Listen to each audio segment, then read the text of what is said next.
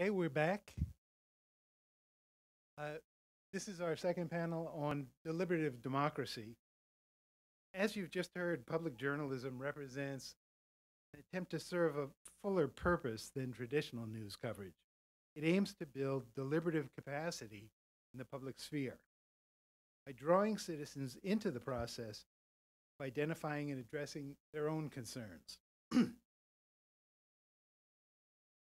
Deliberative democracy argues that better decisions and indeed better citizens result when public deliberation is brought to bear on shared social problems. But designing and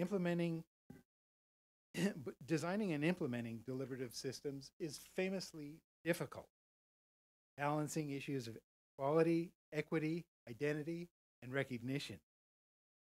Add to those challenges today's lack of civility, widespread voter ignorance, and you can see there's cause for deep concern.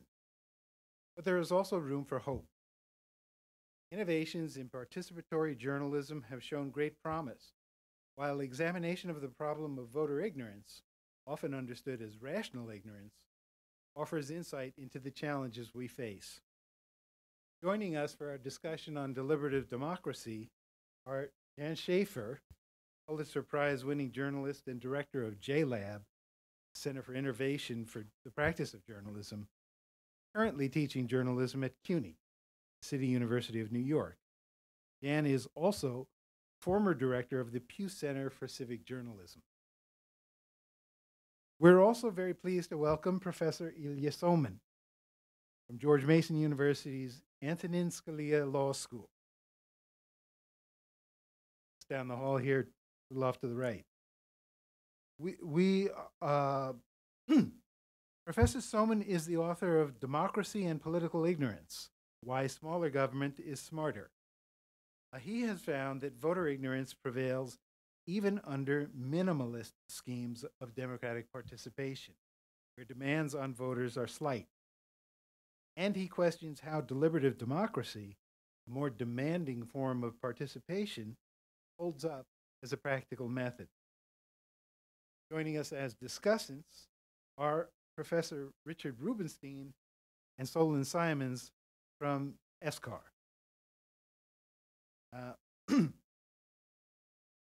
So we'll start with you, Jan.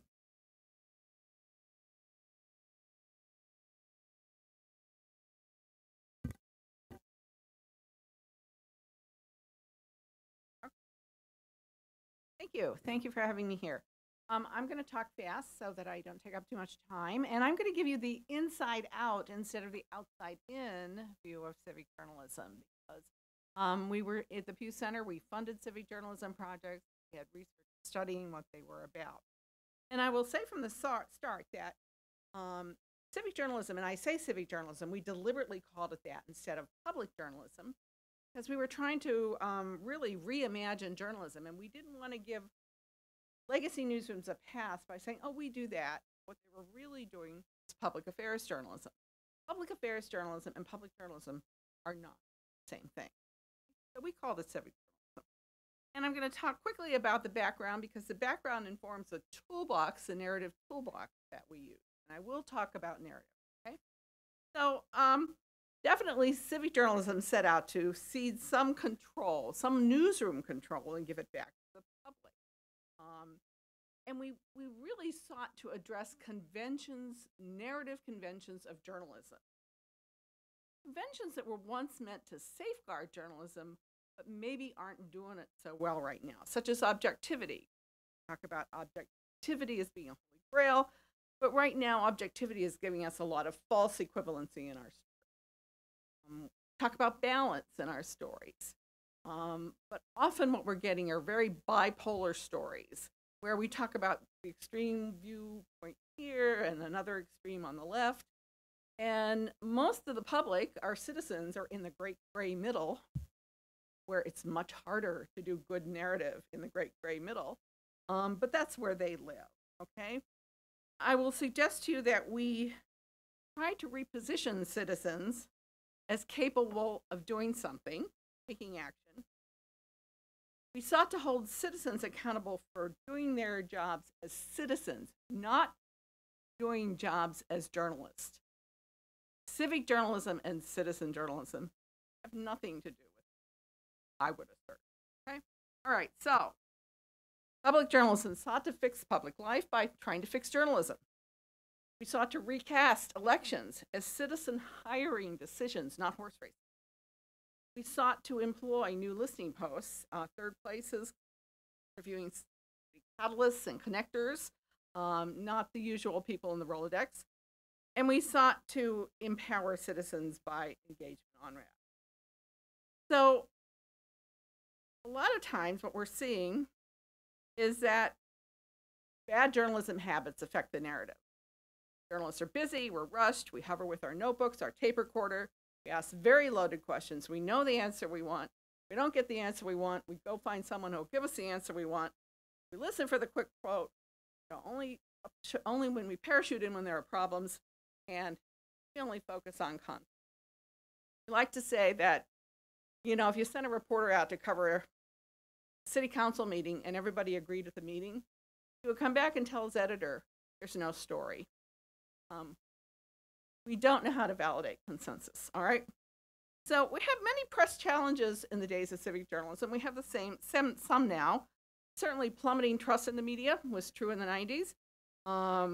Question about journalistic conventions and the real concern about a fractured democracy. I think what's new now are the acute financial pressures on newsrooms, the existence of bots and fake news, and how we define engagement. Engagement has stopped being kind of deliberative human-to-human interaction, and it's become instead social media metrics and unique visitors and time spent on stories. There were a lot of critics of civic journalism. We like to say we have had journalism done to us. Another narrative. Critics said that civic journalism threatened journalistic independence and objectivity, and it ceded to the public the newsroom's agenda-setting responsibility. We're not going to have those citizens tell us what to write about or what to cover. That's our job. We're the gatekeeper, okay? But now, interestingly, what you have, and I would suggest as part of the legacy of civic journalism, is that you have, let me pause and say, my old editor, Gene Roberts, was quoted as saying, I believe in public journalism too, but my definition involves covering public meetings, not sponsoring. So what do you have now? You have newsrooms all over the country holding events and public meetings and sponsoring them, and the way seeking corporate sponsors to fund them. You have a lot of participatory metrics that we're looking at to sort of define the success of our story. Comment on our story? Did they share our story somewhere else? Was it tweeted? How much time did they actually spend on this? We have listening post projects called listening post projects, set up listening post communities. We have mobile apps like GroundSource that solicit questions from citizens. We have Hearken, which allows citizens to ask questions at newsroom full. So I would suggest that much of this comes straight out of the thinking of civic journalism. If you want to call it participatory journalism, that's fine. So let's think about the conflict frame for a minute for our stories. I would suggest that where journalism is falling down right now, and where civic journalism tried to intervene, was that we're too focused on covering external conflict as opposed to internal. We focus on conflict between people, and that is the narrative of most of our stories. The real story tends to be our conflict in values. Favor of abortion, are we not in favor of abortion? Oh, maybe nobody's really in favor of abortion, but we're somewhere in that great gray middle of the never.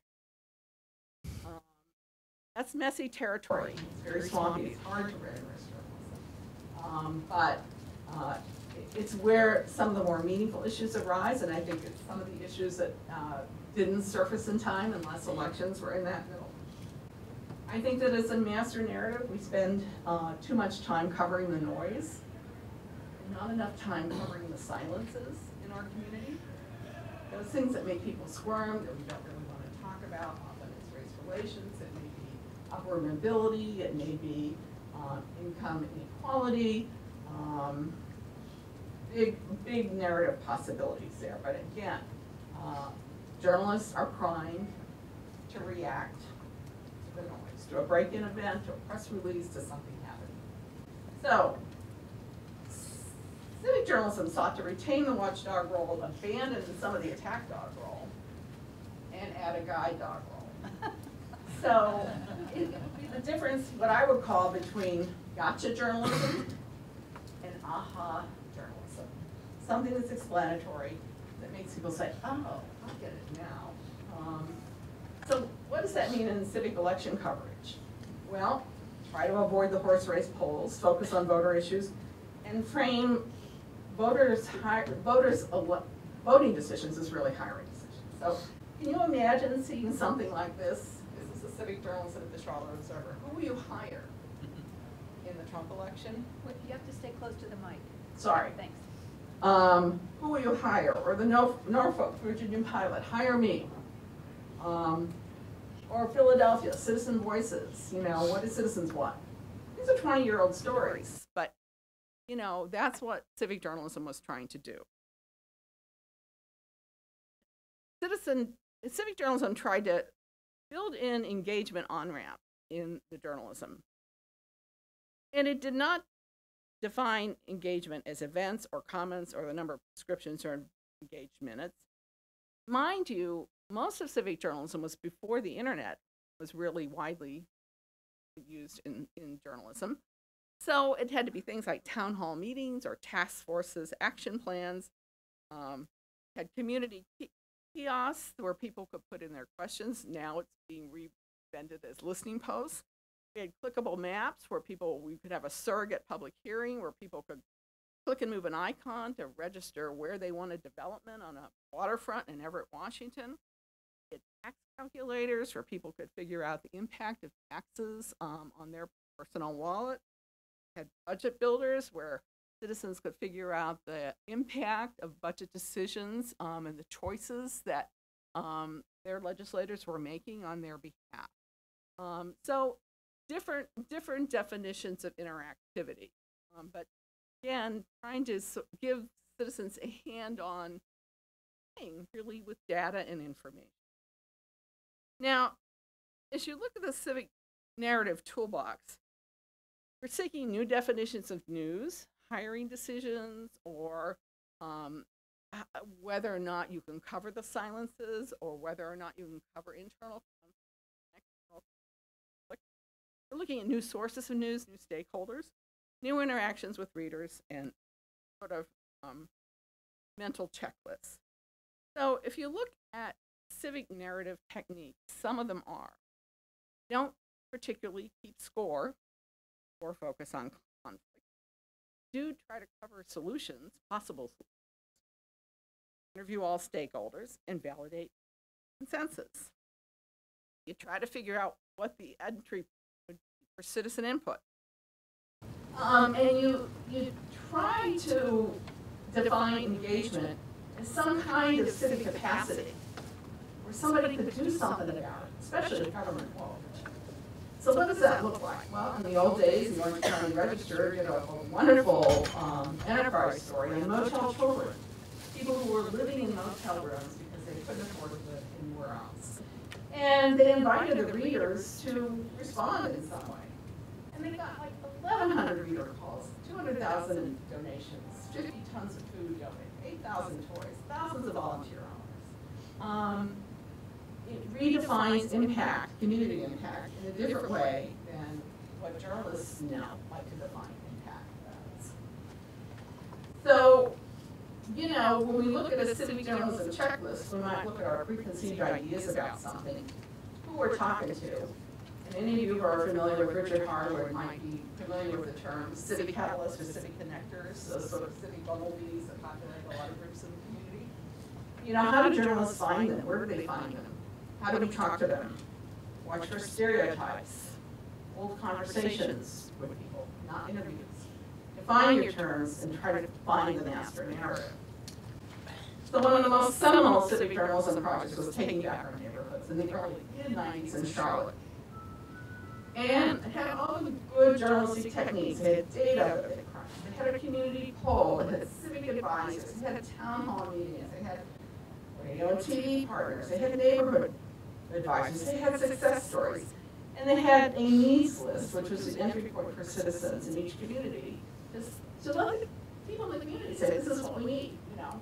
There are too many absentee landlords here. It's not enough community policing here. And they published a needs list for 9 different neighborhoods. It was very hands-on.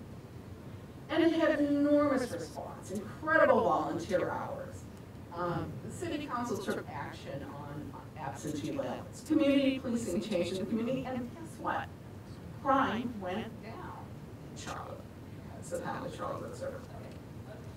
So, the Pew Center for Civic Journalism was a 10-year project. It went from about 1993 to 2002.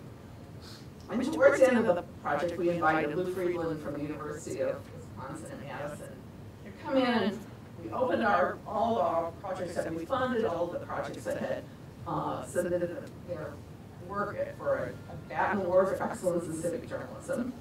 And, you know, study them and tell us, you know, be a neutral party and tell us what they found. And what they found in the 651 projects that they read and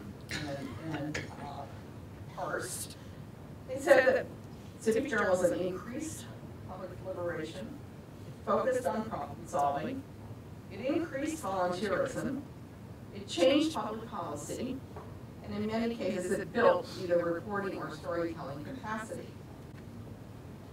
96% of the stories they studied used an explanatory versus a conflict frame.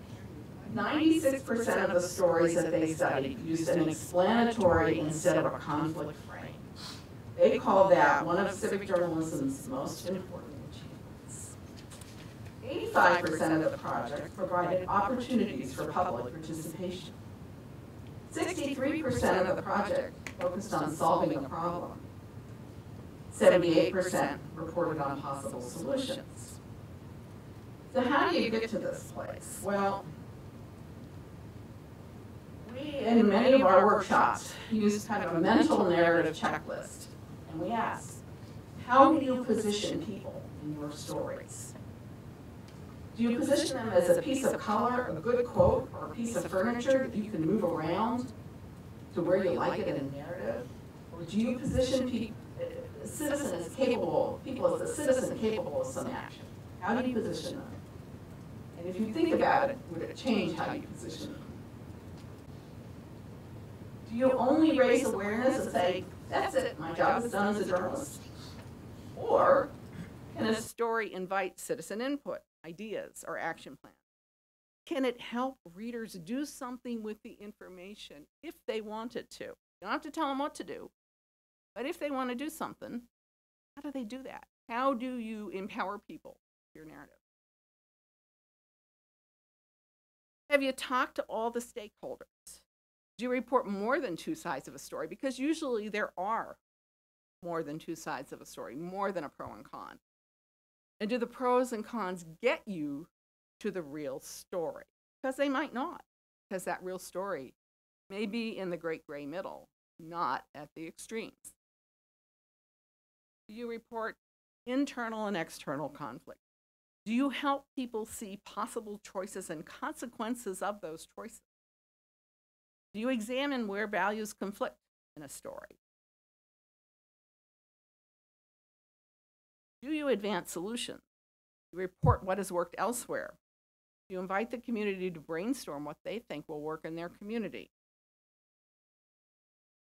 And do you invite participation? How can people respond if they want to? Are there entry for them to? I think that we are increasingly seeing that use the letter A in journalism, advocacy journalism is a scarlet letter. But what I'm seeing now, and I work a lot in the entrepreneurial news space, and what I'm seeing is that there is more accountability journalism happening in the advocacy journalism world than there is in some of the legacy journalism world. And that can be things like the Big Marshall Project, which covers social injustices, or it can be things like the Public School Notebook in Philadelphia. It covers public schools, but it does it from a lens that they're in favor of good schools. They want schools to happen. That doesn't mean they don't have journalistic DNA or report and write authoritatively about it. So right now we live in an era where Trump is now controlling the daily narrative. And I think that one of the challenges we have as journalists is try how to figure out how do we take back take back the narrative so that it's a citizen narrative instead of a Trump narrative. And leave it at that. If you want more information on civic journalism, I think you find it at civicjournalism.org. There's an old site there, but it has a lot of stuff on it. And I think if you get to the right narrative, you get less noise and a lot more meaning. That's part of it. Thank you.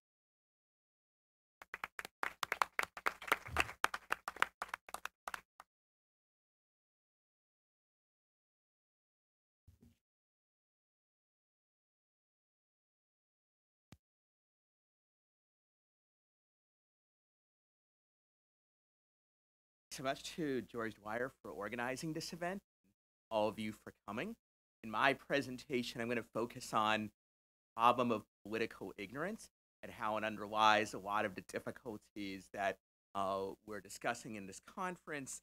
I will also suggest, however, that the problem of ignorance is unlikely to be overcome by reform of the media because it is rooted fundamentally in the incentives created by the political system.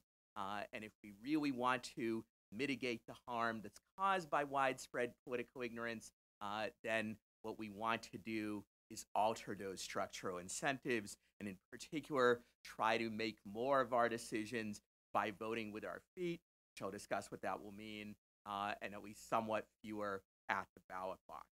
The problem of political ignorance has in some ways been made great again over the last couple of years. I've gotten more speaking invitations about it over that time than perhaps in the past.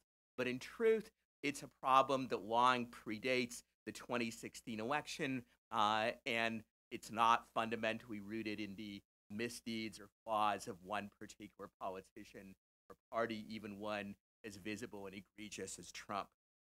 So I'll start out by talking a little bit about the extent of the problem of political ignorance that we face. Lots of survey data suggest that it's quite severe. For example, right before the 2014 election, polls found that only 38% of the public knew which party controlled the Senate right before the election. About the same number knew which party controlled the House of Representatives, even though deciding control of these two entities was the main stake in the election. Not easy to hold the parties accountable for their performance if you don't even know which one is in charge of which. Similarly, over the recent elections and actually right now, one of the big issues we face is the future of the federal budget and the very serious civic problems, the very serious fiscal problems that we face, as well as very serious civic problems. Yet surveys consistently show that most of the public has little, if any, idea about how the federal government actually spends its money. They consistently underestimate the amount of spending on big entitlement programs like Medicare and Social Security, among the largest items in the federal budget. On the other hand, they overestimate by a factor about 10 or 20 the percentage of federal funds that go to things like foreign aid. So from the perspective of the average voter, if only we could cut that foreign aid, then we could get our fiscal problems under control, and that just isn't true. Zero it out tomorrow, and we'd face much the same situation that we have now, because foreign aid is only about 1% of the federal budget. This ignorance extends not just to specific policy issues or specific candidates. It applies even to the basic structure of government. For example, polls show that only about a third of the public can even name the three branches of the federal government: the executive, the legislative, and the judicial. Now, as I said earlier, focus on the problem of political ignorance increased as a result of the events of the 2016 election. And it is indeed true that Donald Trump's campaign in particular is almost a textbook example of how to effectively exploit political ignorance. if you look at the major themes of his campaign, most of them actually have this feature in common. For instance, he first came to public prominence, his campaign did, when he made that now notorious speech where he said that Mexico is not sending us the best people, they're sending us murderers and rapists, thereby increasing crime. In actual fact, the data shows that immigrants, including Mexican immigrants, actually commit violent crime at a significantly lower rate than native-born Americans. They're actually decreasing the crime rate rather than increasing it. But the data shows that over 50% of the public actually does think that immigration increases crime, and over 70% of Republicans believe that. So this issue was important to Trump's success, particularly in the GOP primary. The other issue where he most effectively exploited political ignorance is the issue of international trade, which is once again in the news with the trade war that Trump is trying to start. And throughout the campaign and since then, and in some of his recent tweets, he has repeatedly said that if we have a trade deficit with a country like Mexico or Japan and others, that means they're winners and we're losers. It's horrible if that happens. As economists across the political spectrum will tell you, whether or not we have a trade deficit of a particular country is totally meaningless as a measure of our economic performance. It's much like I have a trade deficit with my local supermarket. I buy much more from them than they ever buy from me. Much as I try, I can't get them to buy any of my books, or at least not very many of them. And maybe I am a loser in a certain sense, but it's not because I have a trade deficit with the supermarket. And the same thing applies to America's trade deficit with some of these other countries. But because data consistently show that most of the public has very little understanding of international trade, this is one of those areas where there is the biggest gap between informed opinion and that of the general public.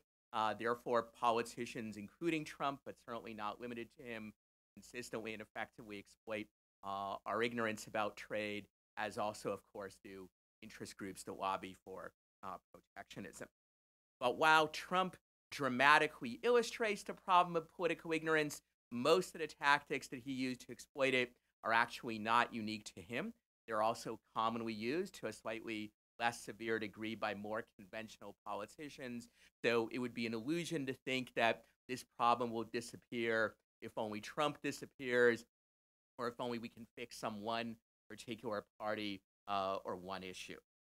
Now, in hearing data like this, many people say, or many people think the problem is maybe just the voters are stupid.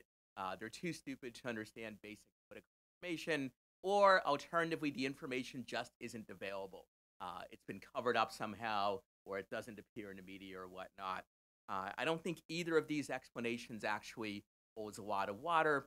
Far from the data showing that the voters are stupid, actually, it suggests that IQ scores have actually gone up over the last several decades. So while it might not look like it, we're actually getting smarter all the time.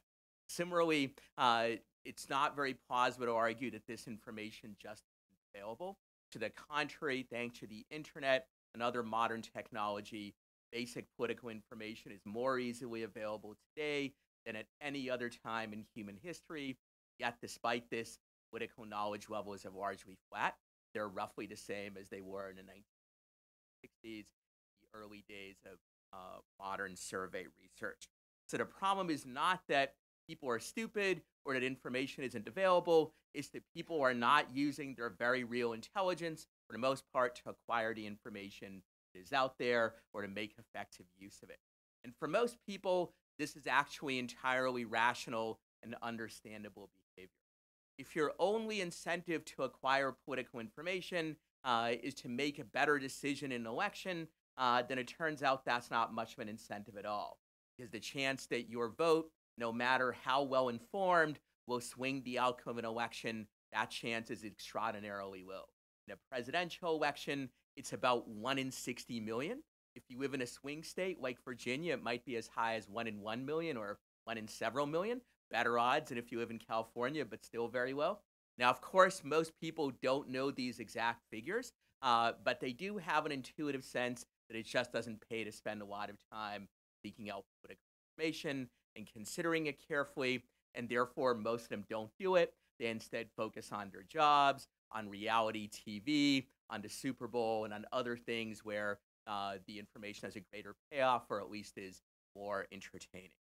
Now, of course, there are some people who acquire information even though it can't affect outcomes very much. For example, sports fans. Sports fans know a lot about their favorite team, not because they think they can affect the outcome of games, but because they enjoy cheering on their team. They enjoy hating the opposing team sometimes, and they enjoy the camaraderie of their fellow fans of the same. And the same thing is true of the people who, in my book, Democracy and Political Ignorance, I call the political fan. These people are much more interested in politics than the average voter, and they tend to know more. They acquire that knowledge for some of the same reasons as sports fans. They enjoy cheering on their favorite political team, Team Red or Team Blue. They enjoy hating the opposition. In fact, the data show that at least in recent years, political fans are more motivated by their hatred of the opposing party than by support for their own. And they enjoy the camaraderie of their fellow fans of the same side. So this motivates them to acquire more political knowledge than most other people have. I think there's nothing wrong with being a sports fan or with being a political fan. I'm some of both myself, but there is a real problem here. And that is that when your goal in acquiring information is to enhance your fan experience, that goal is often very much at odds with the goal of getting at the truth. Think about how sports fans react to new information that reflects badly on their favorite team. For example, the referee makes a close call that goes against them. Their usual reaction is the ref must be blind, or he must be corrupt, or there's something wrong going on. If, on the other hand, the referee makes a call in favor of your team, well, of course, that was the right call. How could it be otherwise? This is exactly the way political fans tend to react to new political information. If it goes against their pre-existing views, they tend to be dismissive or even to dig in on their views even more than before. If it supports their pre-existing views, of course, that must be correct information. How could that be otherwise?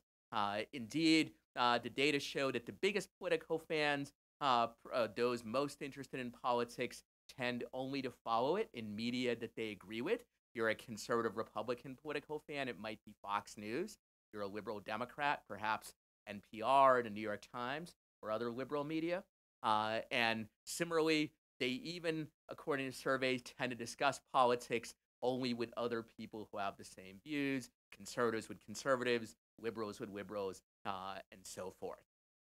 If your goal is to get at the truth, this is highly irrational behavior, highly illogical. As John Stuart Mill famously pointed out, if you're a real truth seeker, what you should want to do is to try to seek out information sources with viewpoints different from your own. They're the ones who are most likely to present you with arguments and evidence that you hadn't heard before.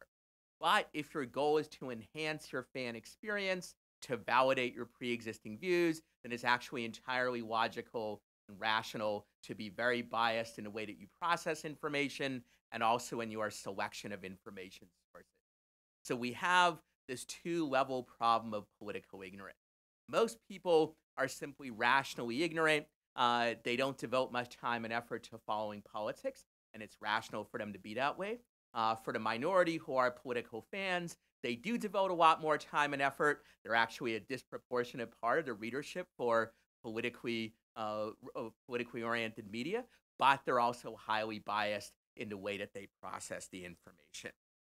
Now, some scholars say we don't really need to worry about any of this. People can use information shortcuts to offset their ignorance. I don't have time to go into this in great detail, but I think there is some truth to it. In some cases, these small bits of information may be enough. But as I discuss at greater length in my book and elsewhere in my work, in many cases, the shortcuts either don't work very well or they actually make things worse. For example, in most elections, one of the biggest determinants is the short-term performance of the economy.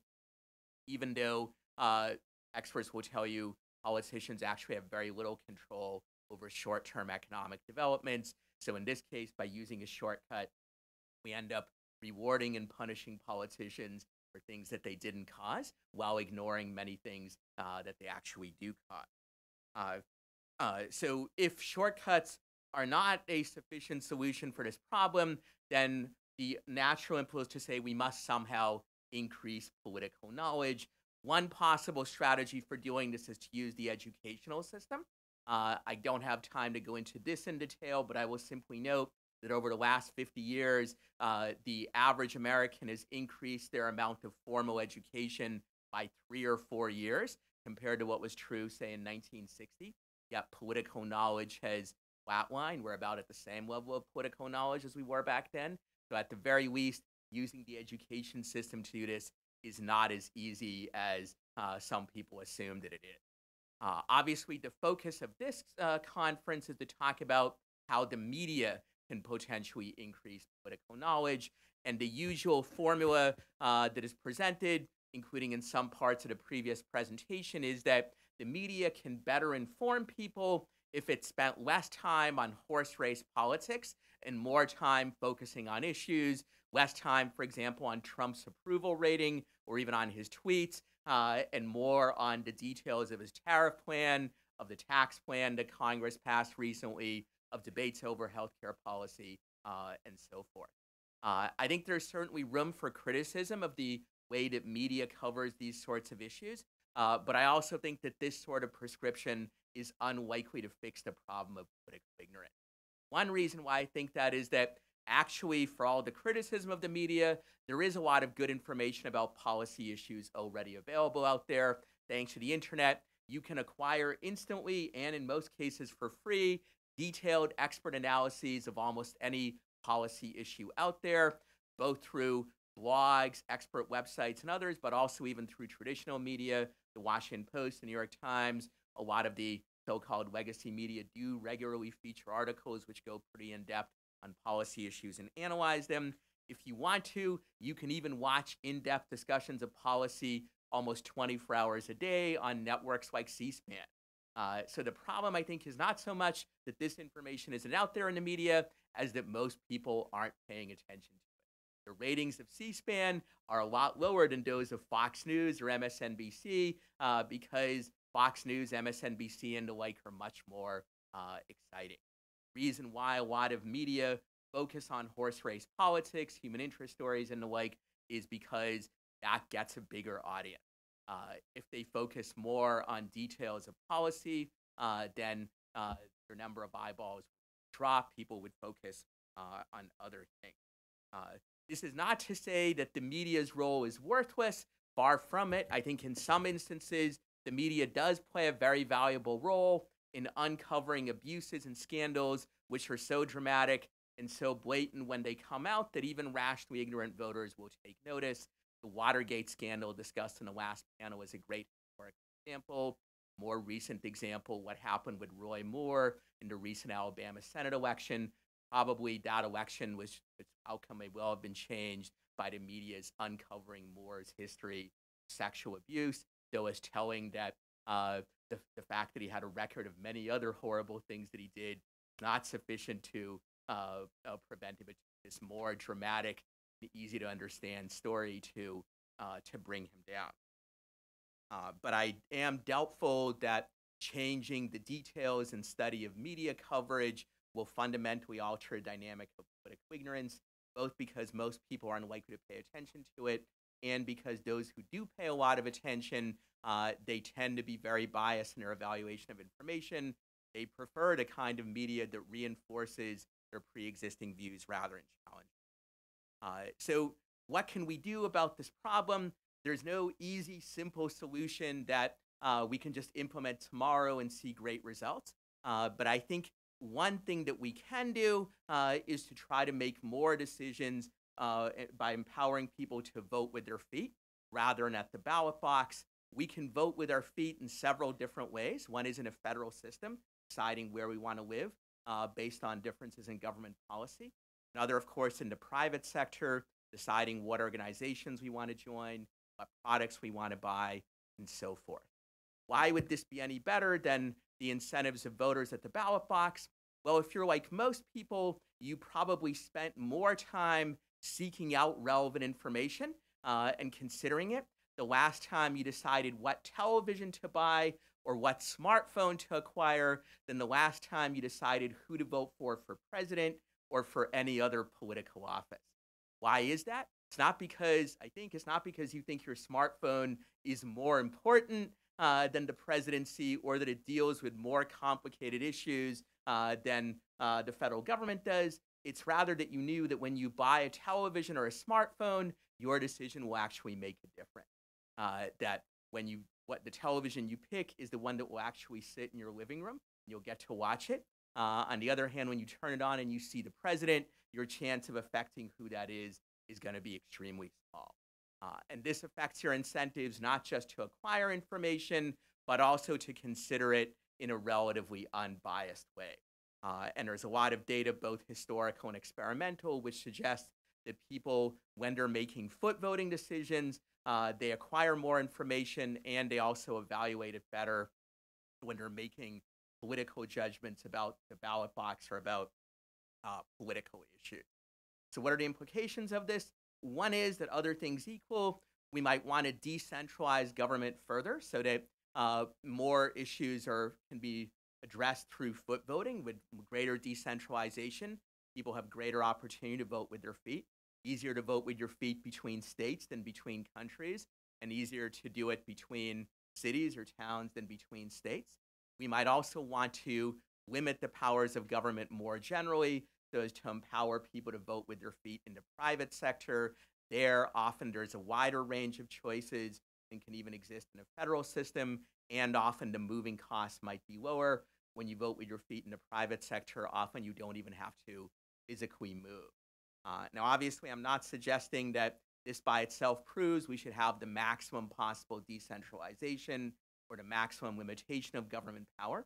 I am suggesting that the problem of political ignorance is one that we should take more account of than we currently do in our debates over what the structure and role of government should be. I think the solution, or at least the mitigation of the problem of political ignorance, is more likely to be found there than in proposals for media reform, for education, or other more conventional strategies for addressing this. Thank you very much, and I look forward to discussion.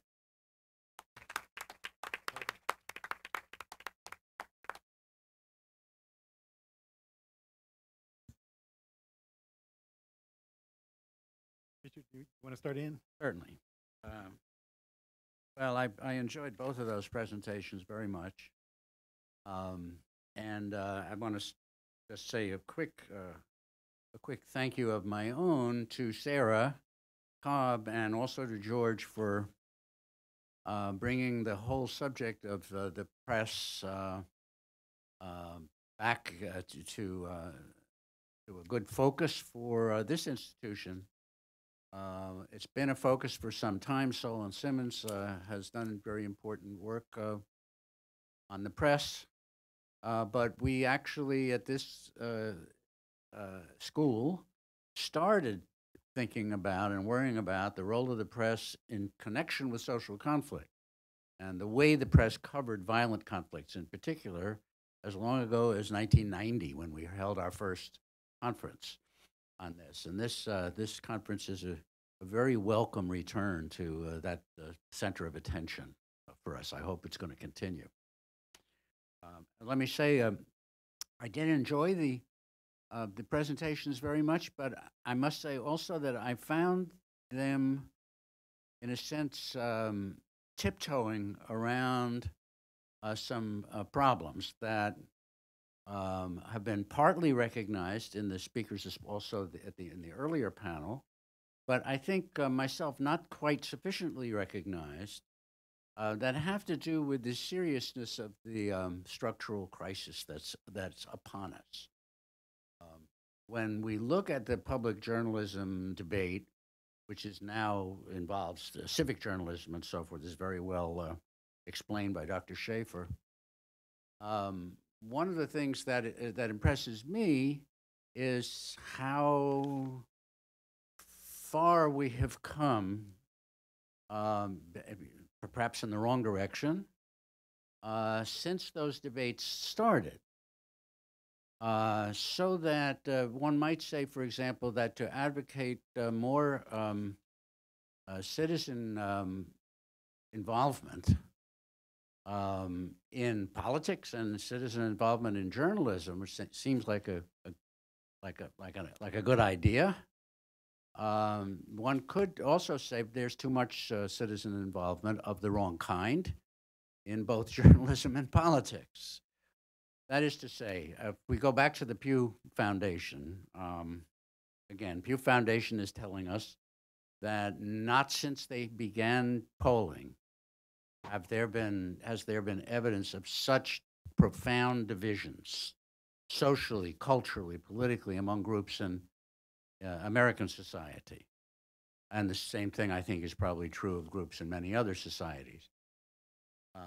So that some people are talking about a return to tribalism, tribalism of a sort in a society like the U.S. A tribalism which one could argue is being produced by structural conflicts, which in many cases are dimly recognized, if at all.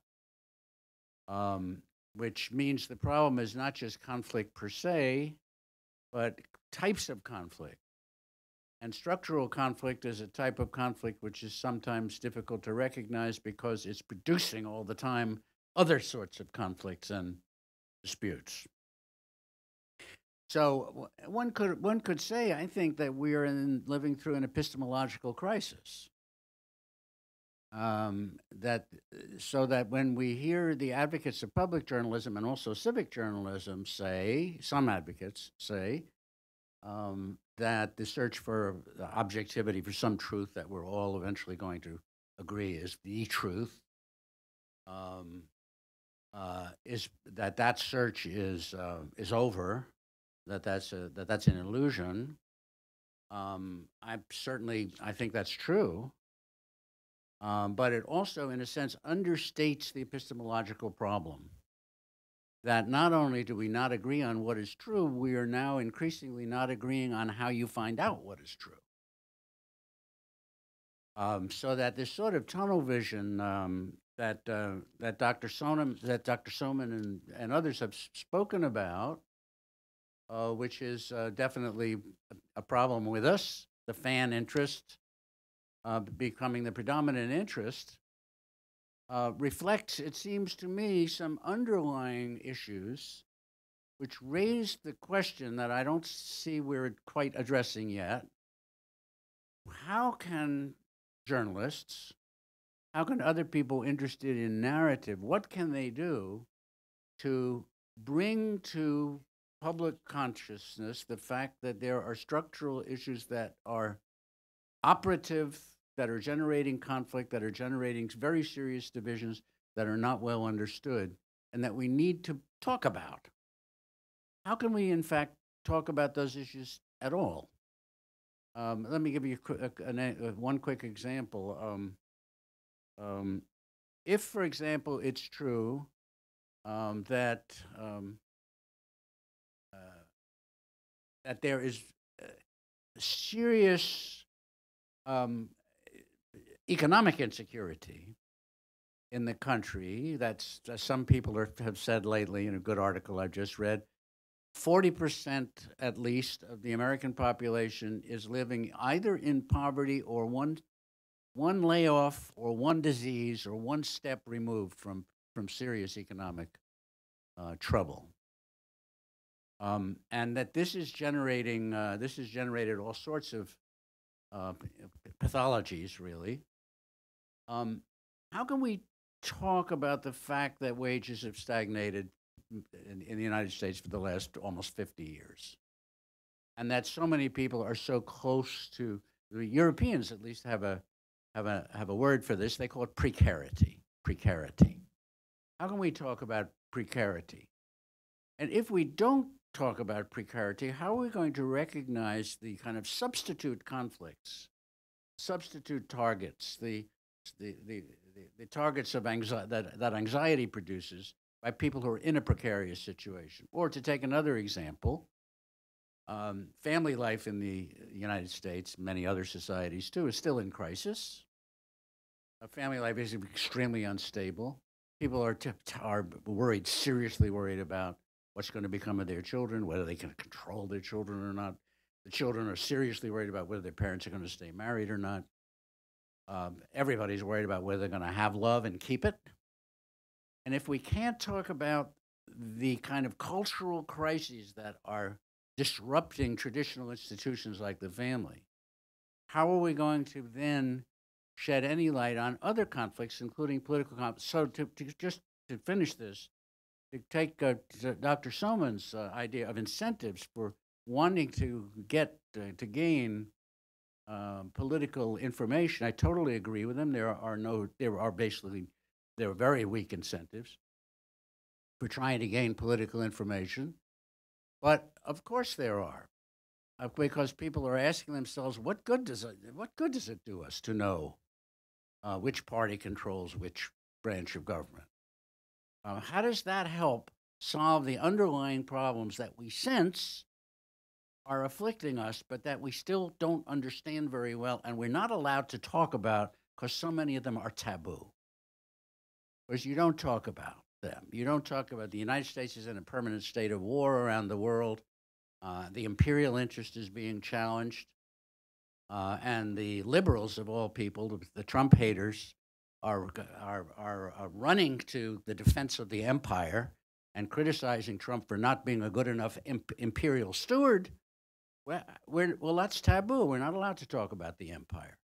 So many of the subjects are taboo that it seems to me a first step must be to overcome the taboo, and it may be that journalists, I think some of them are already playing this taboo smashing role. That it seems to me is a prime role now for journalists, whether you call it civic journalism, public journalism, whatever you call it. The idea that we need to talk about topics that are taboo in order to find out the source of our affliction, and thereby maybe make politics relevant again, is I think an important topic for us now. So that's not a very good comment on other people's ideas, but there are a few ideas of my own. Thank you. And I'm really happy to hear Rich emphasizing the interest we have in this topic, which is going back a long way and I think is resurging. One thing to say is that we've just, and Sarah and I have been working on this together with other faculty, but we've just launched a new master's concentration in media narrative and public discourse, which is specifically focused on trying to generate energies out of this kind of conversation and turn them into the study of conflict per se. And I just want to say one of the things that struck me in sitting here thinking about this is, what is it that makes peace journalism distinct from, say, civic journalism? And peace journalism was an interesting idea. I think it emerged out of this 1990 conference, or maybe other points. People like Johan Galtung have emphasized it. It's always had a bad name because it seemed like it was the scarlet letter advocacy incarnate. That what happened is when you became a peace journalist is you just started to advocate for your own side, and you became a fan of a different kind because people were dying, and therefore you were very concerned about that. So one of the questions that I have is, what happens when you try to do civic journalism without a well-defined political community, that either internally or when that political community is at loggerheads across some sort of national divide, some sort of border? And I think this is an interesting question that we face. I think we've had many of the same sorts of discussions that you mentioned, Professor Friedland came up with about how do you think about deliberation, problem solving, and I love this frame of explanatory versus conflict frame. So this is something that I think we're going to take out of this talk, is thinking about what happens when the political community itself is a matter of contest, so you aren't a citizen of any one particular community. And then turning to Professor Soman's comments, I think that what's interesting, if I am correct in my interpretation, that the solutions proposed to political ignorance are effectively resolve around, say, von Mises' consumer sovereignty notion that the consumer is king, and that therefore by paying attention to those things we truly care about, we'll be able to improve our overall experience. And I think that the challenge becomes, what happens with management of the big publics? If we look at the global scene, it seems that we're moving toward more authoritarianism generally, and maybe that's part of the energy behind this perspective. But then what do you do in managing a lifetime presidency for President Xi in China, or what's happening in Turkey and so on, when the big publics are something that you have to do beyond cultivating your own garden? And so therefore, if we have to think about the public in an important way, how do we, can consumerism, informed public consumerism be the solution? And I note that it's fascinating to think about how ignorance is consistent. Our IQs are going up and our educations are going up. But it's not long ago, as they say, I'm old enough to remember, that when Morris Finorina published his book on culture wars, with a question mark, what we found at the time was that the polarization was in the elite level, not at the people's level, in the public level. Now Pew is discovering it's at the public level. So if education can't solve the problem, then what can? It seems to me this is one of the reasons why narrative has made a resurgence, because we're now studying the role of political ideas. And one of the things that I just wanted to read a brief excerpt from one of the cherished members of the contest over political ideas, Friedrich Hayek, because it shows how much has changed and what's happened. I think in some ways, as Rich suggested, we're facing a crisis, something like on the order of 1945 or 1914, not even 1991 or 2001, but a big global historical crisis about how do we govern ourselves as a global public. And what's interesting is how much we've changed from the last time that we did this. So Friedrich Hayek, if you don't know, is a great advocate of liberalism, and was an advocate at a time when this was not popular to be, and therefore advocated for the kind of consumer solutions that Professor Soman suggested we might pursue now. But how much has changed in this period is fascinating. He said, the important point is that if we take the people whose views influence developments, they are now in the democracies in some measure all socialists. If it is no longer fashionable to emphasize that we, quote unquote, we are all socialists now, it's like we're all Keynesians now, if you remember Nixon, this is so merely because the fact is too obvious. Scarcely anybody doubts that we must continue to move towards socialism, and most people are merely trying to deflect this movement in the interest of a particular class or group. Well, aren't we in exactly the opposite situation now? Aren't we all liberals now? And so if the solutions demanded are exactly the opposite, and if the elites can drive political ideas, which are technical solutions in 1944, which are all socialist, and in 2016 are all liberal, and the crises we're facing are really have nothing, well, not nothing to do, but are in sort of interesting orthogonal relationships to questions of security and political freedom, then what do we do? Is consumerism the solution? And I guess my question to Professor Soman would be, how do we manage these big publics who have military concerns, and which are the things that scare us the most? So two questions. What do we do when what does civic journalism look like when we don't have a well-defined political community? And what is consumer sovereignty enough to manage the big security concerns in global politics? A question for Jan, and that was how you would, I'm sure that Professor Soman's information is not new to you about voter ignorance, but when you speak about on-ramps for voter information or for news information, how do you account for ignorance and the difficulties that presents? I think that it's almost, I think the public by and large is not going to consume eat your broccoli journalism. But I think we still have to do your eat your broccoli journalism. But I think we need to think about moving down the ladder several steps to a place where citizens can be empowered perhaps on a more local level, and where voting is not the best measure of citizenship. So, and it's very much, I mean, I'm really struck nowadays by how we assume that government's the only place that can impact any problem or solve any problem. And it leads to a sense of paralysis, I think, not only among Congress, which certainly happens, but among the citizens at large. But at the same time, I mean, we've had these recent spate of stories about a sense of possibilities elsewhere. We've had healthcare being reimagined by the likes of Berkshire Hathaway and Bloomberg and Amazon. We have hospital networks banding together develop their own generic drug. You have a venture capitalist who won't invest in companies unless it's social good. And so my point would be that how do you move from a how can you move to a can-do place from a can-don't?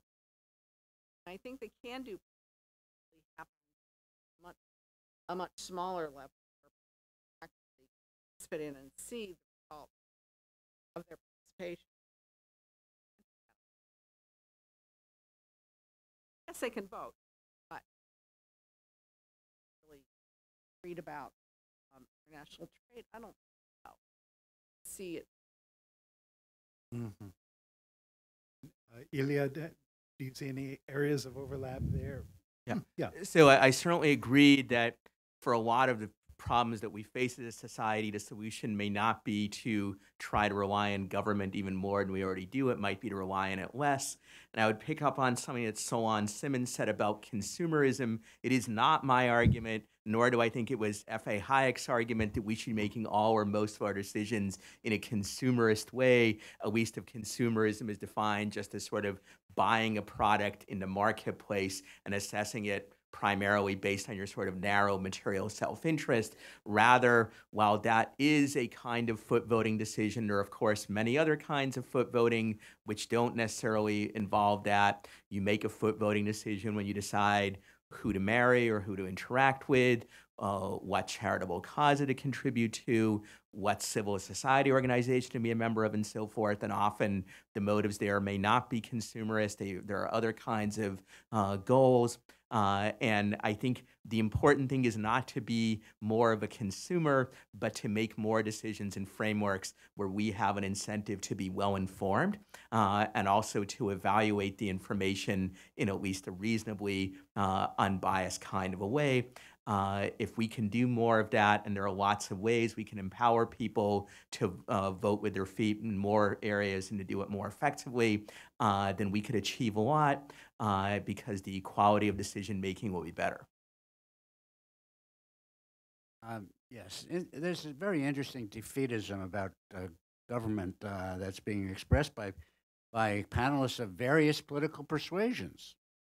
And it's taken the forms, if you think about what we've heard so far since this morning, it's taken the form of people saying, well, there are 6 companies that control the media universe, and so we need to look for smaller audiences, more specialized, more localized, and more specialized, and we need maybe antitrust activity, maybe to direct it against those companies. That, by the way, is the 1912 solution to the problem of big dominant corporations. The notion that that since the masters of the universe control it, of the economic universe, and with it the political universe, control it, that there's nothing much you can do but work in the margins. Try to use what kind of local initiatives there are, or what breathing space, what room to maneuver the big boys give you. And you can't really do anything much more than that. Means that we've got a little catching up to do to get back to 1933, when the New Deal gave the lie to that assumption. The notion that we're now so divided and demoralized that we can't talk about the possibility of a national, if not international, movement to restructure systems that are failing is disheartening, kind of, to me, and I just don't buy it. I think that one role for journalism may be to let us have that discussion, and let us not accept the kind of sort of limited political spectrum that's been so common in the United States for such a long time, at least since the 30s, and which is echoed in the media, fact, one of the messages kind of that I hear again, and one of the lessons that I keep drawing from what I'm hearing today is that the media reflects the problems of the society. Maybe in some ways it can be the cure for some of those problems. It can offer solutions to some of those problems, but not unless it realizes the extent to which it's reflecting them.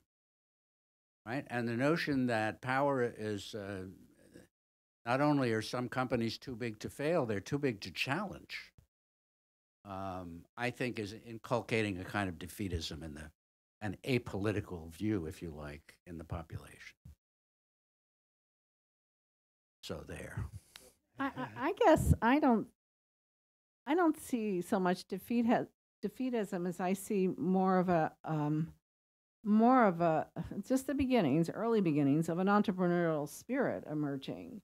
And I think this entrepreneurial spirit it's certainly happening in journalism, where we're seeing a lot of entrepreneurship is at an all-time high in journalism, where apart from legacy, there are all kinds of media startups happening. I think we're seeing it, as I mentioned, in the business community, trying to solve problems. Is there a profit advantage to solving these problems? Absolutely, but that's part of the value proposition of entrepreneurship. Is you are trying to fix a problem. So, I guess it's a matter of framing the question. I guess, is a glass half empty or is it half full? And I would see it as, half full or starting to be full.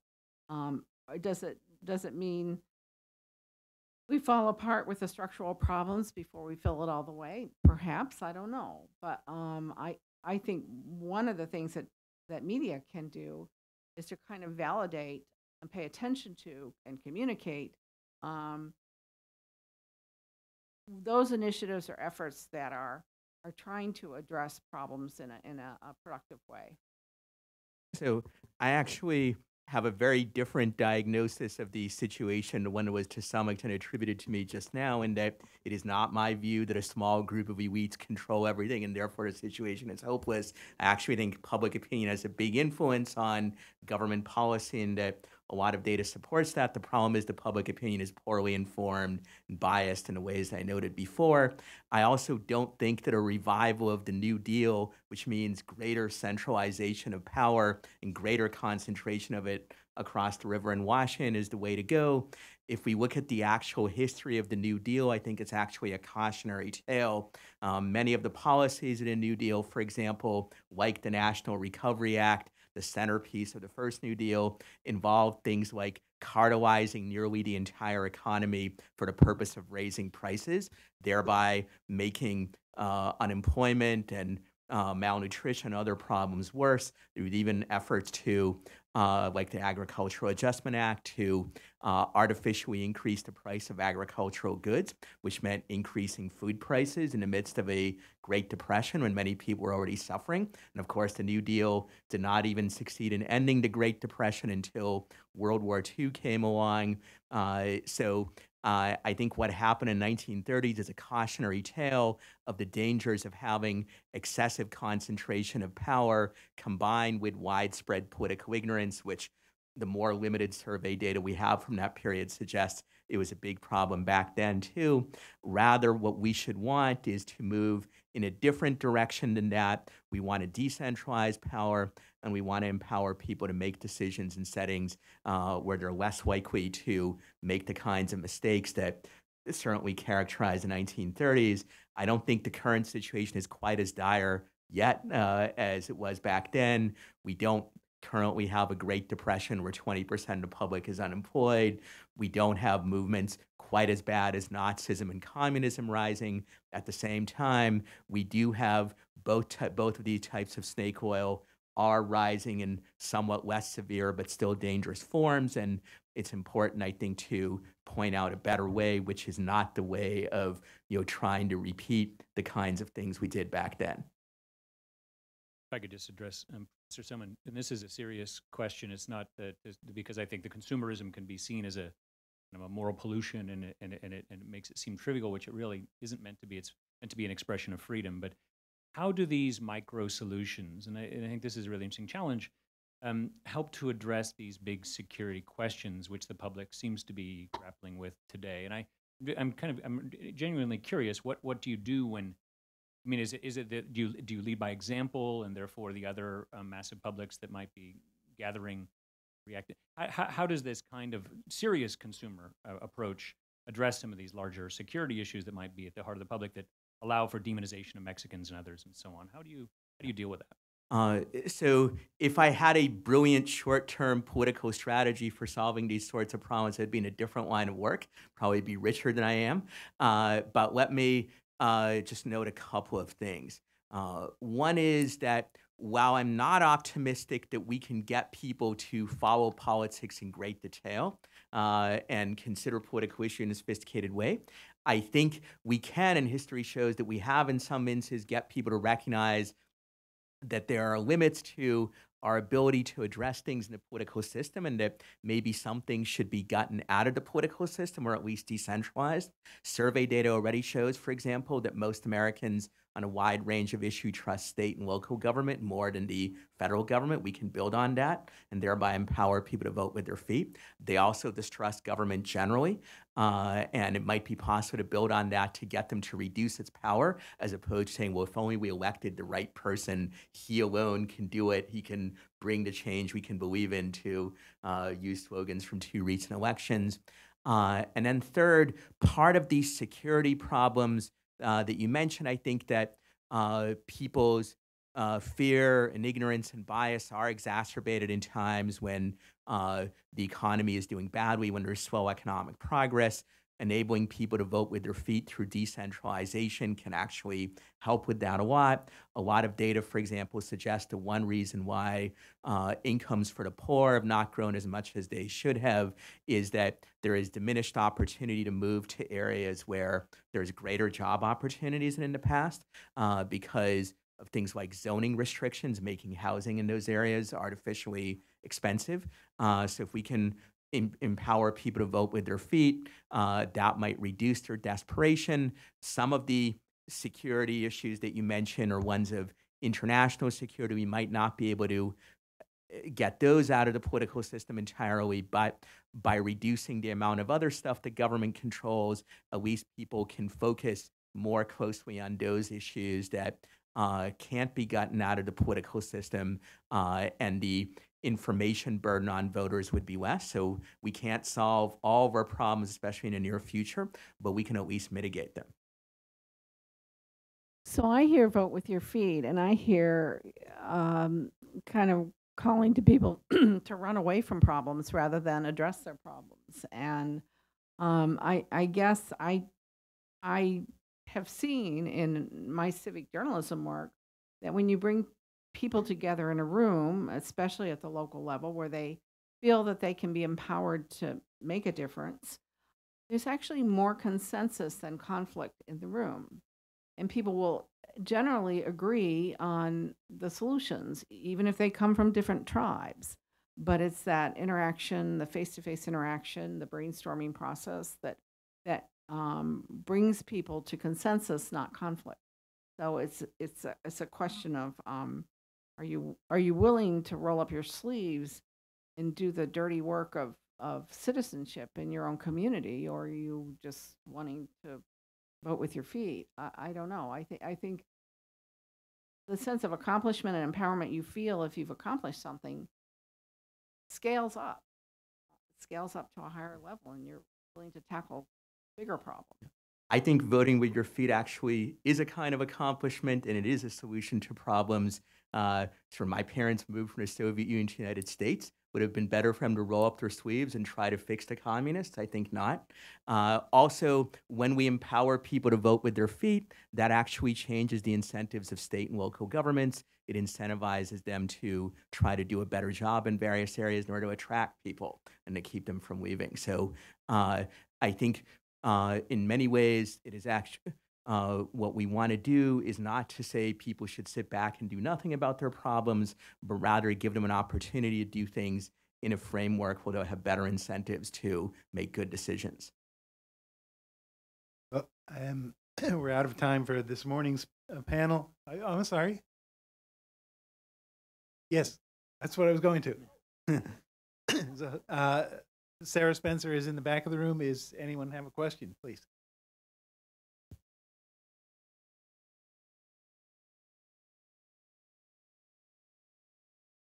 Hi, how's it going? So for the first speaker, so my name's Oren. I'm a freelancer. How much compassion do you have fact that you're talking about like making journalism better? You're talking about the financial restraint, but how much compassion do you have for the financial constraints of reporters? Not just me, but nearly everyone I talk to. For instance, I was driving to West Virginia with a woman who was working for Univision, and she was trying to cover DACA, and she was trying to go to a border town, and she had to pay out of her own pocket for 3 nights just to try to catch the story. And I mean, the simple equation is just that if you don't pay the journalists enough, I'm only going to get the first quote. I'm only going to get the, I mean, for the amount of money I'm paid. I mean, we love to do what we do, but I mean, I'm not going to go beyond a certain point if I only have so much money that I can make. It's a problem in that nearly all the local news outlets in this country now are either owned by two hedge funds or Gannett. And Gannett is acting like a hedge fund right now, where they're really just kind of milking profits out until they can flip it and sell it. So it's one of the things that's fueling the launch of hundreds of local news startups and niche news startups around the country. I do work with those organizations and trying to figure out what their business model is going to be, how are they going to survive. And I will tell you that I've been doing this since 2005, and they are surviving. They're small. Some of them are mom and pop shops. But at the local level, they are making a go of it, and some are actually scaling to million-plus operations. So it's possible. It's not hard. But one of the groups that's doing this is a group called Lion, Lion, Local Independent Online News Publishers. And they're really at the point now where they have no patience for members who want to come in because they want to do journalism as a work of art. They want people who want to do journalism as a sustainable business that serves a community. It's a different mindset. It's a different mission. And they're having results.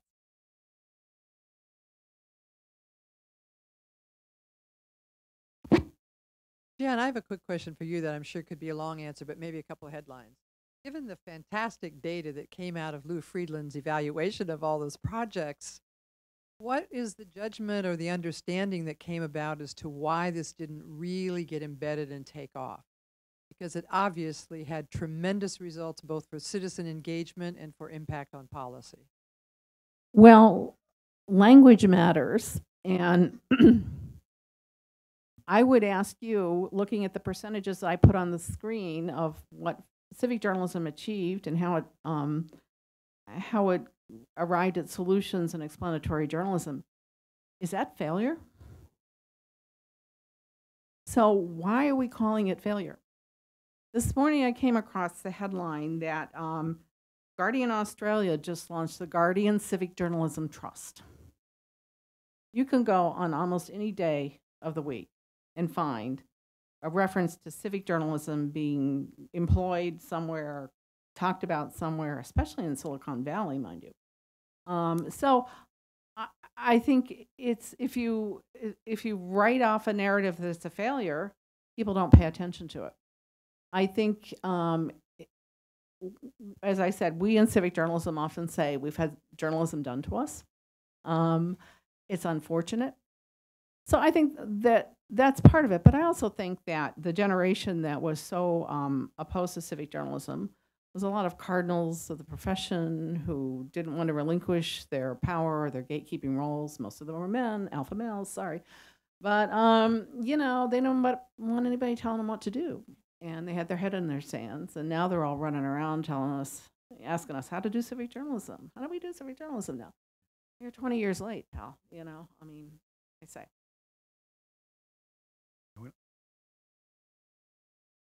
Sir? Okay. I'm Doug Addison, a student at SCAR. I was wondering about these news deserts, mostly in the heartland of the U.S., and wondering if there's any possibility of better integrating people on social media and blogs more effectively so that they are actually functioning as trained reporters effectively, even if they're not trained. Is that a possibility? Because it seems to me that they would know far better than anyone else what the local issues are. They'd be much more responsive to what people are interested in. So is that something anybody's explored, and can you point me to something to read? There have been efforts to actually train citizen journalists to be journalists. And here's a problem of defining your terms. If you're talking about citizen journalism as someone who goes out and shoots a video or takes a picture of a breaking news event and posts it online, okay, they can do that. If you're talking about citizen journalism as someone who will go to the school board meeting, cover the issues, give you an analysis, and turn around a story, by and large, what we learned in the citizen journalism movement is citizens don't really want to do that. It is hard work. That kind of journalism is very hard work. But what we do see in the entrepreneurial news space is that we are starting to see if it's not downsized journalists, it's often what I've called civic catalysts or connectors who are very worried about the media deserts in their communities. And they may be they may be school teachers, they may be head of the PTA. They're people who are enmeshed in the community, who understand what the issues are and what's not being covered. And instead of just these disparate blogs, they actually are starting to and have developed tiny local news sites to fill in the gaps of what no one else is covering. And as they do a good job, and as it gets as their efforts get more notice, we're starting to see that there are some public media outlets around the country who are giving them a megaphone, running some of their news stories, developing collaborations with them, and helping, in some cases, raise money for them, share the cost of a reporter for them. So that is happening. I wonder if I could comment on just a little bit in that it's worth asking why, sort of in this generation, people pay less attention to local news and local events than 20, 30, 40, 50 years ago. And, there's various factors to it, but one is the growing concentration of power in Washington, such that people focus more and more on federal and national politics, less on local events. And of course, the perception to some extent outstrips the reality that often people perceive the relative importance of the federal government as being even greater than it actually is in reality. So with greater decentralization of power, if we can achieve that, people might, at least at the margin, pay more attention to the local, or in some cases, state politics. I would note, on the other hand, that there is actually a greater integration of media and blogging than before. I'm a small part of it myself. I write for the Vola Conspiracy blog, which for several years was hosted at the Washington Post, and now with Reason magazines. The rise of blogging has actually enabled people more easily than before to get information from various expert sources, like many of my co-bloggers who are law professors or scholars in other disciplines. There's other websites that do this. So in that respect, it has enriched the media environment. The difficulty is that only a relative minority of people want to read sort of more in-depth, more serious expert analyses, enough for us to get a significant audience, but that audience is still only a small part of the general population. Good morning. My name is Philip Visser. A long time ago, I was a student under Professor Rich Rubenstein here at George Mason. So he invited me to come here today, and it's a pleasure to be here. I want to connect the notion of civic journalism to the practical world of the conflict resolution practitioner. And what value or what role can it play? And to make it more specific, when you work in a peace process, one of the challenges that we face as practitioners is how to bring people into the peace process. And maybe a more specific application is like in Aceh a few years ago when they signed a peace agreement, or what's happening in the Philippines right now, where there's a peace process, but then the peace process to be turned into a legal document, so it has to go through Congress. The congressman has to then, but what happened then often is the peace agreement, what was agreed in the peace agreement, has to be watered down to make it legally acceptable for the different constituencies. Now, in my mind, I'm wondering, is that a space for civic journalisms to come into that? Because the politicians are accountable to their constituencies, but you have to work through years of demonizing the enemy. And that process has to be reversed. The context, and you mentioned the notion of narrative, because there's a sub-narrative that happens in a place like the Philippines. I don't know if anyone have taken note of the occupation of Marawi City by ISIS, and then it took 6 months for the Philippines government to take it back. So the legalizing of a peace process happens in the context of a new narrative that's emerging of violent extremism. And public opinion or public participation, I think, plays a very important role in that. Another possible application is a country like South Sudan. And my next assignment is in South Sudan, and I have to work on social cohesion. In a very divided context like South Sudan, where it's engaging in a civil war. And I'm wondering, civil journalism must have, if we can mobilize the civic voice into that very socially divided societies. And so maybe just some pointers. I know these are very complex questions, but I'm wrestling with how do we make civil journalism of practical use for conflict practitioners like myself. What comes to mind for me is that I think people have journalists could help people do a better job of understanding that the choices and the consequences of the choices that are being made in their name by their elected officials. When I showed you on the screen something like a New Hampshire budget balancer, that's a device of using gaming to help people say, okay, we want to be tough on crime. We want to lock everybody up in prison. But when people start understanding the actual dollar amounts that you have to do that, and it means that the environment won't be preserved, that the schools will not be funded, they begin to get a much better appreciation of the consequences of their initial knee-jerk aspiration. So I think that there is more work that could be done in terms of helping people really understand. And I think right now we're so filled with choices that are being made in our names, and we have the consequences are going to come fast and furious down the road. But we could do a better job of that. And I actually think there are gaming devices that can help people do that. People who don't want to eat their broccoli journalism, but in any game, if you're a gamer, and I am not, but you have to choose the road you'll follow, you choose the weapon you'll use, you'll make all kinds of choices, and each one of those choices has consequences. So it is true with every public decision that is made. Every one of those will have consequences, and you have to do a better job of making the public understand what they're really asking for and what it's going to mean.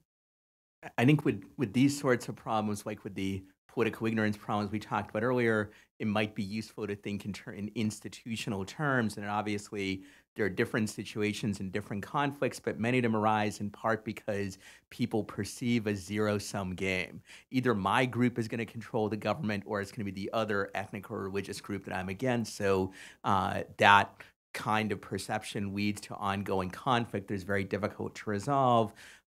If there is a broader understanding that we can address these problems to some degree at least by limiting, decentralizing, and controlling power, then more settlements can arise. There's a lot of literature which shows that successful, or at least relatively successful settlements of endemic ethnic and religious conflicts often do turn on institutional solutions like federalism, power sharing, and others. And to the extent that we can make people more aware of those possibilities, we can, at least at the margin, help address those conflicts.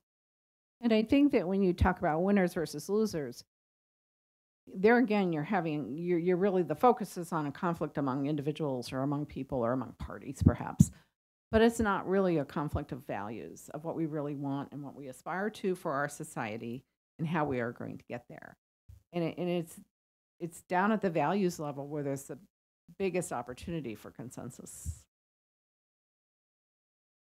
Hi, I'm Pete. I've got a question for Mr. Soman, Dr. Soman. Your thesis, was it just based on American society? So it's a good question. When I initially began working on this, I was working mostly with U.S. evidence. However, when I published my book on this, I was surprised actually by the amount of interest generated in some other countries. There are now even translations into Italian and Japanese that got published, and that led me to get interested in looking more at the data on political ignorance in other countries, which is not as extensive as it is for the United States, but is rapidly growing. And to make a long and complicated story short, the data from these other countries for which we have data look actually quite similar to the US. They do have very serious problems of political ignorance. When you look at data from Britain, France, Germany, and elsewhere, there's a lot of similarity to the US. There's also a lot of bias in the way that people evaluate political information. A recent study of Danish politicians shows their evaluation of information in this experimental study looks very much like that of American voters, even though Denmark is usually thought of as a country with a sort of a very good public discourse and an efficiently run government and the like. So while I think there are some variations between different countries, the more you look at comparative data, the more you see similarities. If you're interested in this, the Ipsos Mori polling firm, which is based in Britain, has recently come out with studies looking at political ignorance on, I think, first in 14 different democracies and more recently in over 30. And they find a lot of commonality in the types of errors that people make about things like budgets, crime rates, immigration, and many, many other political issues. I think one possible difference in the U.S. compared to some other countries is that we do have greater polarization in recent years than we had in the past, and that makes some of the political bias worse. In some European countries, I think this is also true. In other countries, it may not be to the same degree. I think our neighbor Canada right now has less political polarization than we do, but it's not clear that this is an intrinsic difference between the U.S. and Canada as opposed to a difference based on sort of the exigencies of the current political moment here as compared to what's going on there. So thank you. I'm sorry, I was just going to respond to that. I can only speak anecdotally, and I come from a very working class area in Britain, and I can say that they were very politically savvy, maybe nuanced, maybe they couldn't quite articulate it in the way that perhaps we would expect, but they were very aware of the policies that were going on. And we do have a very different media model, not perfect, but the BBC obviously is very different, and I think there's more scope for political discussion in some of the programming on the BBC, and they're not dependent on ratings, on bums on seats with advertisers. So that commercial model isn't quite the same. And we also have Channel 4, whose remit, their part of their charter is to include stories on minorities and marginalized peoples. So I guess what I'm trying to say is that I find the people more informed in Britain, generally speaking, not necessarily in this area, but and we do have a different media model, and we also have a centralized government, and we have the NHS, universal healthcare, that allows people the freedom to move around within Britain. So it was just that notion of the media being tied to the flexibility to move around and a nationalized system like that. So, in brief answer, if I really urge you to look at the Ipsos Mori data, because them being based in Britain, they've actually done a lot of studies on political knowledge in Britain, and Britain actually looks more similar to the U.S. than even many of the other European countries measured. All of the errors I mentioned common in the U.S., errors about immigration and crime rates, about the budget and other things, you see almost exactly the same errors in the British data. Many of them actually had an impact on the Brexit vote in 2016. There's a lot of good studies on that. So the British situation looks more similar to the US than different. I would note in my career in studying political ignorance and in talking to media, I've dealt with BBC as well as with US media. My impression is that the similarities outweigh the differences. And it's not obvious to me that, and BBC does some good reporting. It's not obvious to me that they're that much different from CNN or the New York Times or other comparable US media institutions. There is obviously room for disagreement on that, but I think at least on the question of how widespread political ignorance is, Britain actually is a country for which we do have a lot of polling data, and it doesn't paint an extremely pretty picture. I'm sorry. We're going to move over to the other side. We're well past the noon hour now, so we're going to vote with our feet and go to the cafe room. There'll be a keynote address, and people who wanted questions, I'll direct you to the right people.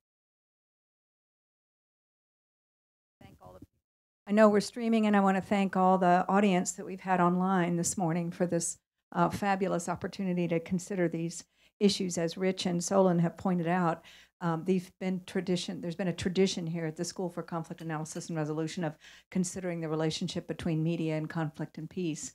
So I want to thank George for organizing this, and he was the one that knew the speakers to pluck out of the public journalism and deliberative democracy community. I want to thank our discussants from ESCAR, our esteemed faculty that have helped tie these themes together for us.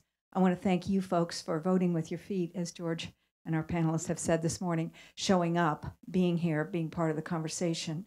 I want to thank Sarah again for the wonderful organization she's done. And I want to comment again to all the viewers that are online. Thank you so much for joining us. We're going to move now to lunch. We have lunch there. We also have a World Cafe, which many of you know the format. If you don't, stick around. It's a delightful way to consider layers of knowledge and the development of understanding together with group. It's a form of dialogue, and we'll be at these tables over there. I'm not sure we're going to be able to live stream that because there are going to be a lot of individual table conversations going on, but we'd love to have all of you in the room. Please join us. So thank you again, and I'm getting, yes, and Carolyn will be speaking now at the podium, so please join us. And oh yes, wait 1 second. That means that when we get to the World Cafe, we may not be able to have the virtual audience, but we certainly have the virtual audience. And we look forward to your participation with our keynote speaker. Thank you so much.